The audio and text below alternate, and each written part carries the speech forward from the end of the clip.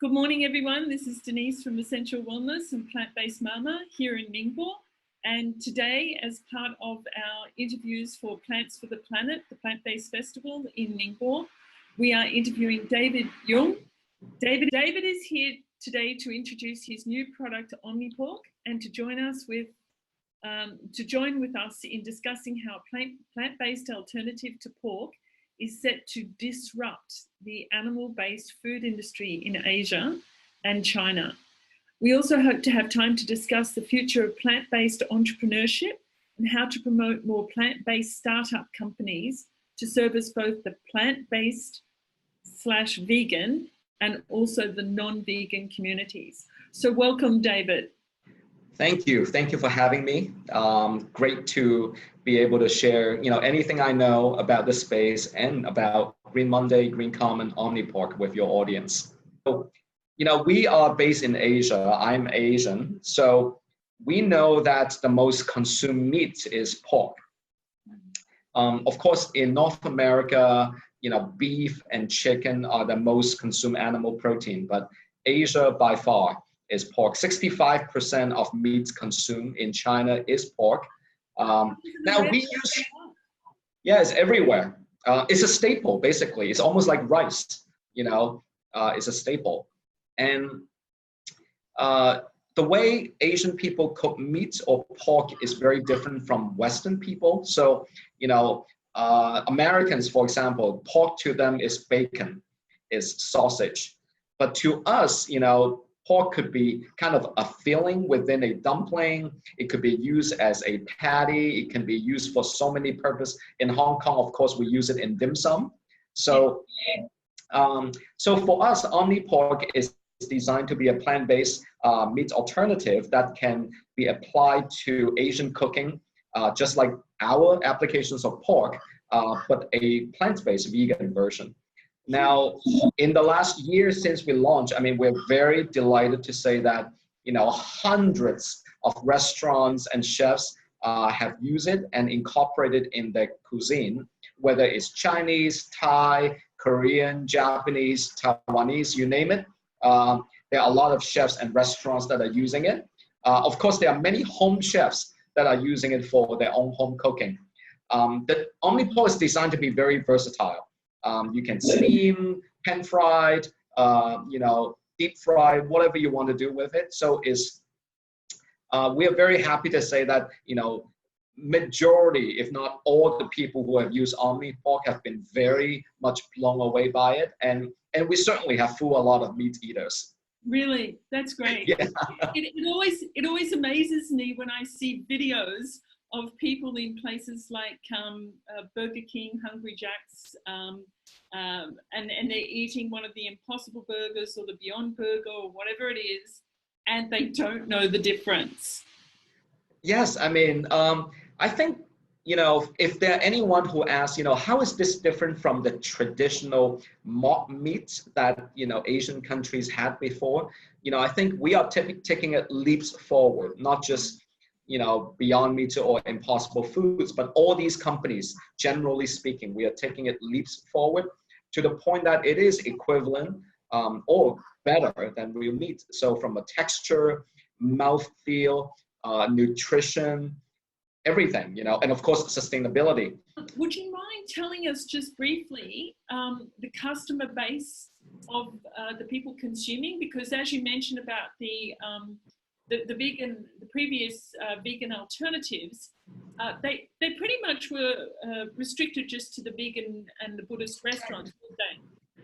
Well, today, at Green Common, we have 9 Green Commons today in Hong Kong, 9 locations. And definitely we're looking at 70 or 80% people on a regular basis on non-vegans or non-vegetarians. So 80-20. Sometimes I think even less than 20% of our customers are full-time vegan or vegetarians. I think that's the whole point, is we got to create a new lifestyle that is very aspirational. And to them, it's just a new way of eating, a new way of enjoying life, and of course, a very important way to care about the planet and animals. So 80% plus of people who visit Green Common, who shop and eat at Green Common, and of course, who purchase Omnipork or Beyond Meats, I mean, they are just, regular customers. Well, the immediate impact is that because the supply is now falling, then price is rising. So that's impact number one. And that is affecting a lot of people because pork is such a staple. So anytime when pork price increase by, let's say, even more than 5%, that will have an impact on inflation as far as the society goes. So, and now we are not talking about 5% of pork price increase. We are looking at more like 25, 30% since the beginning of the year. And there are a lot of predictions that says by the end of this year, we're looking at 50, 60, 70% increase in pork price on a year, on the whole year basis. So, I mean, that has to create an enormous ripple effect in terms of what people do. Do they shift more to plant-based? Do they shift more to chicken or other types of alternative animal protein? And how much less pork they now purchase. Now, besides the economic factor, of course, there's also the fear or food safety factor, which is now people, of course, are deeply concerned, where these pork go and are they being put in some of the processed meats or, products in the market. So generally, I think it has raised a lot of awareness and a lot of concern, and inevitably it will lead to behavior change. It's just a matter of which direction will go more to plant-based and which direction will go to more other types of protein. Vietnam just lost 1.2 million pigs like 10 days ago. That already represents 4% of hog population in Vietnam. And they rely on pork even more than China. 75% of their meat consumed is pork in Vietnam. China is about 65. So anyway, it's very high. So are we going to approach a kind of a point where there's generally public fear and paranoia with meat and pork in particular? I think we may be approaching that. Now, of course, the Chinese government has been doing their part to kind of lower the profile and not to expose this as much as it should. But I think going forward, it's almost inevitable because we are talking about a huge, broad scale of pig farms are now. These farmers are going out of business, their livestock are dying or killed, and it is a very severe matter. So we got to monitor this very closely. We're in May right now.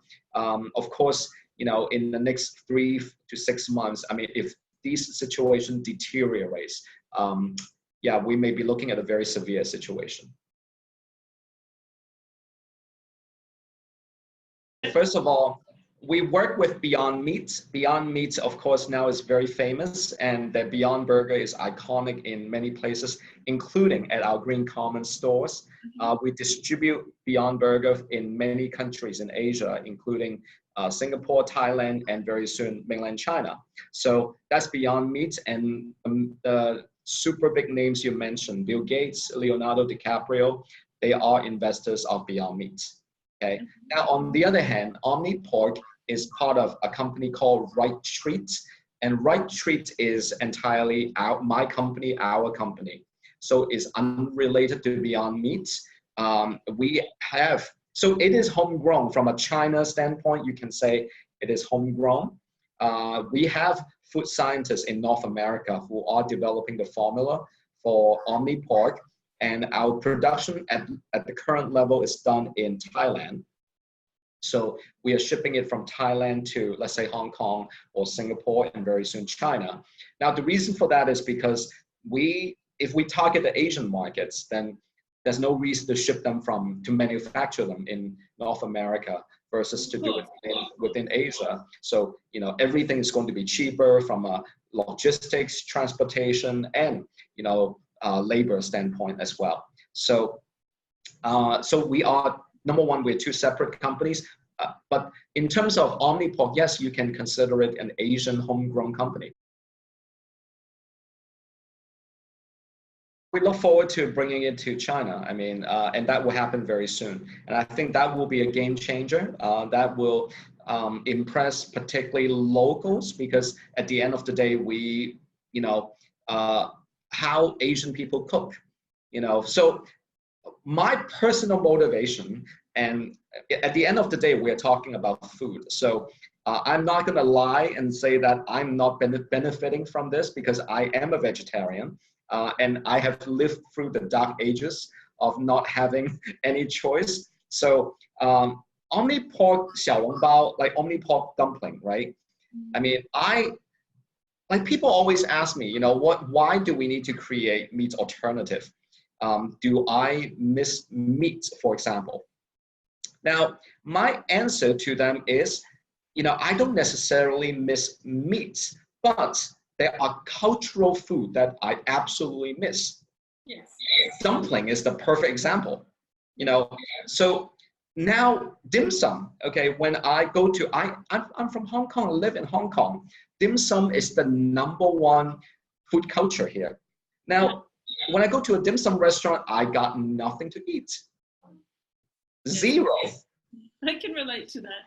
Yes, so I think for Asian population, for Asian vegan or non-vegan, I mean they will be very delighted, because I mean in Hong Kong, I mean we have so many restaurants now using Omnipork, and the response has been overwhelming. An example I always like to cite is Beyond Burger. Now, Beyond Burger, of course, you can put it in a bun. I mean that's the most obvious way to present a Beyond Burger. But at Green Common, our top-selling Beyond Burger dish is actually put it in Japanese curry rice. Yes, Beyond Burger Japanese curry rice is selling incredibly well at our own shop, and right now it beats the burger itself.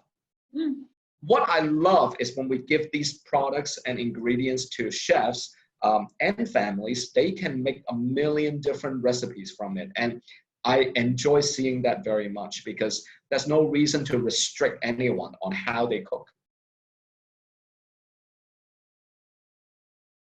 We are taking Omnipork to Thailand, Singapore, Taiwan, and very soon Vietnam.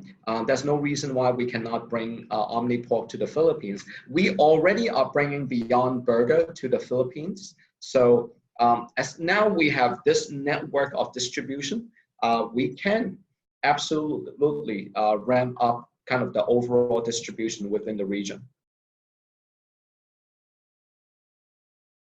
First of all, from a nutrition standpoint, I mean, we are making it superior to pork. So it is much lower in calories, in fats, of course, no cholesterol, and at the same time, much higher in calcium and iron. So, and high protein. So it is a superfood. It is a highly nutritious food.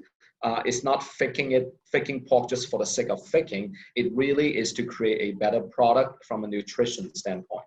Now, in terms of kind of applications and usability, we are in fact discussing with certain airlines. I cannot disclose the names at this point. Given we're based in Hong Kong, take a wild guess who we are talking to, but I cannot disclose for now. Not hard. We know. But we are talking to different potential, let's say, airline catering, and for them to explore, and not just airline, but hotels and restaurants. Plant-based food in general, I mean, we are looking at a less complicated food. Now, of course, I think, well, as a coach, you know this better than anyone. Ultimately, the best diet should be organic, whole foods, plant-based diets. I mean, so when you eat a pumpkin, when you eat an eggplant, it is organic and whole.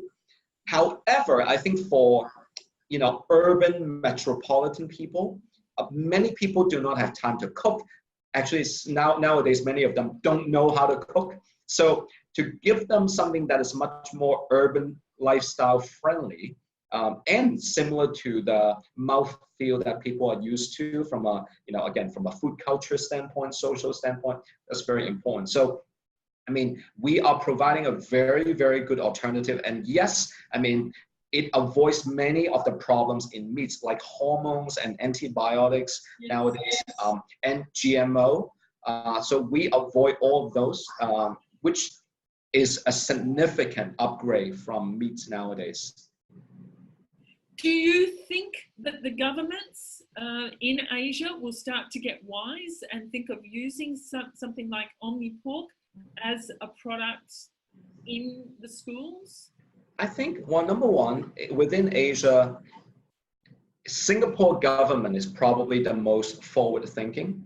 Yes. I mean, they have been investing and they have been, actively developing the awareness and the market for brands like this. So they invest in Impossible Foods, and they're very active in bringing Impossible Food to Singapore right now. So government-wise, I certainly hope, and I think it's essential for these government leaders to realize that food security is indeed in jeopardy right now. And this isn't just a matter, this is completely different from like 30 years ago when we say, go vegetarian to save animals, or from a religious standpoint. No, this is about our survival. It is about food security and, of course, global sustainability. Now, do we think that schools and school catering companies can use products such as Omnipork in their meals? The answer is absolute yes. I mean, that is personally my goal to make that happen. Now, of course, they have extremely lean budget. I mean, so to the point, I mean, we have spoken to them in Hong Kong, in different countries. They have very, very lean budget. So how to make it happen from an economic standpoint is going to be kind of the barrier to overcome, but I absolutely believe it's overcomable. In my case, if the product is controlled by me, and if it means making very, very, very little profit, or even virtually none, but if that means reaching a lot of students, I mean, frankly, I would do it. So it is an equation in terms of taste, cooking, economics, etc. But I believe that that day will not be too far from there. Education must start from young if we want to cultivate a new generation of people eating healthy, sustainable. We got to start from young people. I mean, that is the motivation and intention of what we do and why we start this in the first place. So I think all the business in this field, we cannot look at this just purely from a commercial economic standpoint. I mean, we call ourselves a social venture from day one.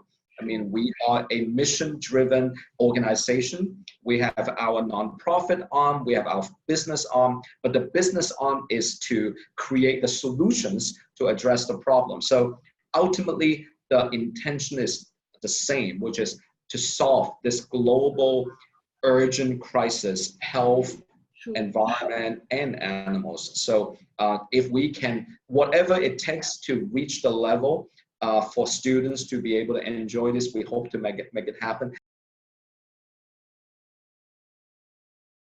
When you look at what's happening around the world with Impossible Burger and Just Egg and Omnipork, these products are major social disruptors or even economic disruptors. They're both social and economic disruptors because it's changing. It's going to cut the industry down in animal agriculture. It's definitely going to have an impact. So how do we help plant-based entrepreneurship grow and plant-based mentorship? Because as a plant-based entrepreneur myself, it's been very challenging. Well, I think we need the ecosystem. We need the ecosystem in terms of, successful companies who are case studies. We need investors who believe in this, that they will get financial return and social return, so holistic impacts. We need to have educators. We need to have lawmakers and government leaders who understand that this is such an urgent crisis. So we need a combination of all of the above to have an ecosystem. But once it happens, I think it is almost like opening a floodgates, and investors, entrepreneurs will come in. So, for example, a couple of weeks ago, the IPO of Beyond Meat, I think it is the best catalyst in terms of inspiring plant-based entrepreneurship and investment around the world, because people finally see that this is a viable field for investment, and you can achieve triple bottom line: social, environmental, and financial. So indeed, not only is it a viable investment, it is an optimal kind of investment.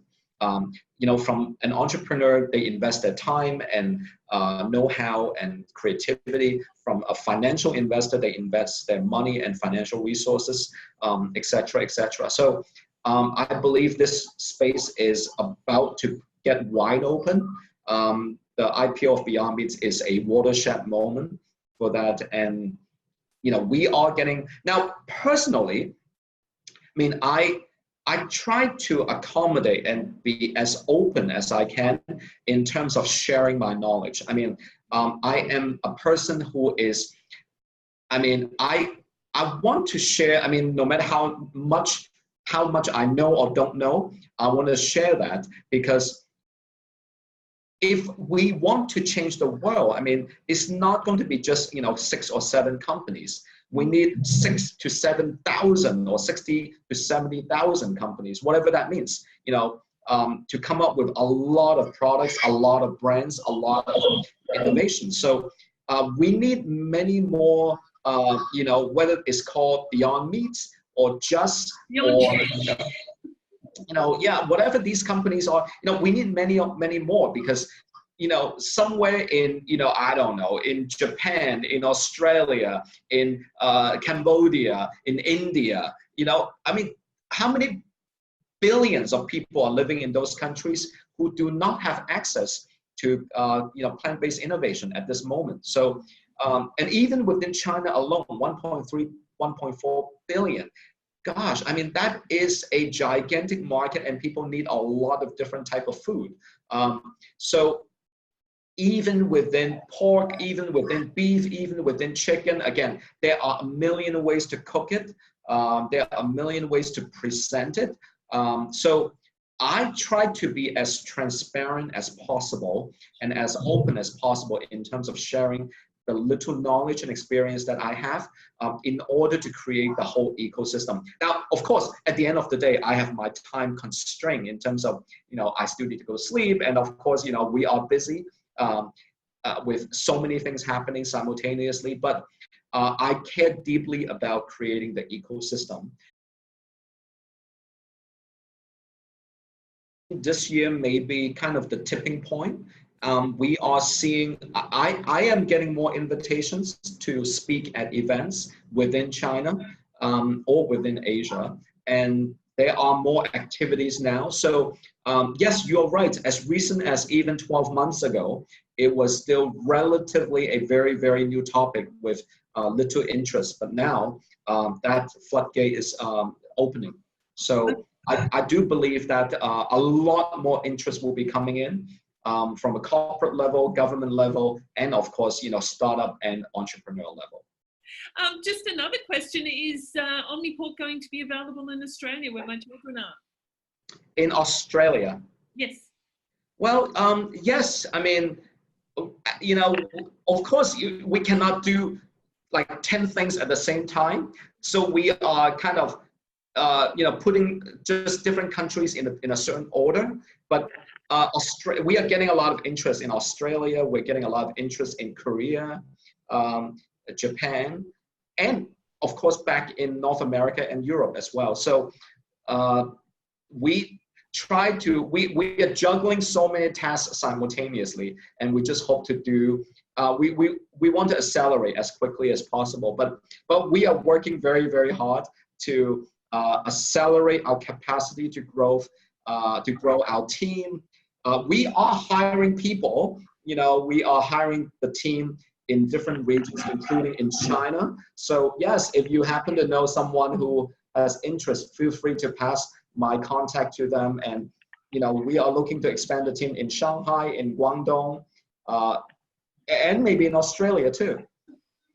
I think we've probably come to our time. It's been a Yes. fabulous interview, David. Yeah, thank you. So much. And thank you for our participants to be here to listen to David talk at a... Hope to see you all soon in person, wherever you are. If you happen to visit Hong Kong, please visit Green Common. You will be blown away by all the options. Denise, you absolutely should make a trip to Hong Kong. I will, David. Yeah, couple of my friends from Australia have been over to visit you in Hong Kong. They've told me amazing things about the work that you're doing. Yes. So hopefully in the next couple of months I can go and visit you in Hong Kong. Yeah, arrange a time. So, well, thank you so much, and keep in touch, and we will keep you all posted with our development. And as you said, we hope to inspire a whole ecosystem, and within the plant-based world. Let's create more. Let's have more change makers together to make change happen. More change makers, more social disruptors for the benefit of the planet, for the animals, and for everybody concerned. All right. Bless you, David. Bless you. Thank you. Have a good day. You too. Hi, we hope that you have enjoyed watching this video. If you'd like to know more about being a vegan in China, please hit the subscribe button. We are also on Patreon and would appreciate your support. Contact us on info@8wellness.com. Bye.